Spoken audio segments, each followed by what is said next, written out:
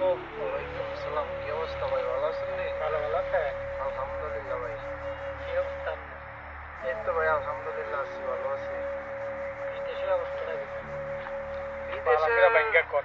বিদেশের অবস্থা তো ভাই বেশি একটা ভালো না, কারণ দালালে যে কথা কই আনছে কাজে কামে কোনো মিল পাই না। আপনার কই আনছে কোম্পানি বিষয়, আইডি সাপ্লাই বিষয় কইছে।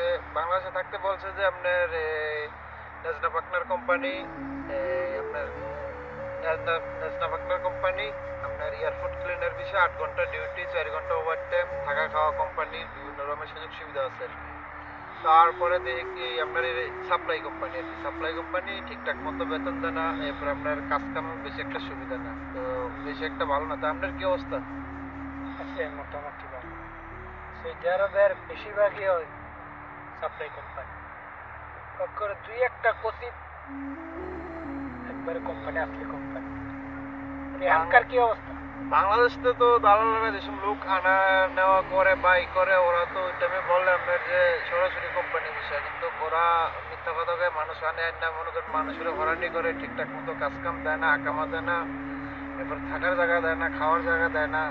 এই বাংলাদেশে দালালের কথা বলে লাভ নেই। এখন বর্তমানে বেশি একটা সুবিধা নেই, আছে ছোটখাটো একটা কোম্পানিতে, মোটামুটি আলহামদুলিল্লাহ ভালো আছি। তা আপনার কি অবস্থা? আশি টাকা ভালোই আছে। এখন কত হইলে যে দালাল কত রঙের করতে আপনি যে এখন আইছেন দালালের হস্তান্তর আইছেন, সেটা যে একটা পরিস্থিতি শিকার হয়েছেন, এটা শুধু আপনি না, অনেক মানুষ, অনেক বাঙালি এই অবস্থা। যাই হোক, এখন ভাই কি করার, এখন বাংলাদেশের অবস্থা বেশি একটা ভালো না। এখন বর্তমানে মানুষ যে আরে বিদেশ আওয়া ধরছে, মনে হয় বিদেশের যে আগের যে একটা চাহিদা ছিল, এখন বর্তমানে চাহিদা দিন দিন কমতেছে, বেশি একটা নেই আর কি।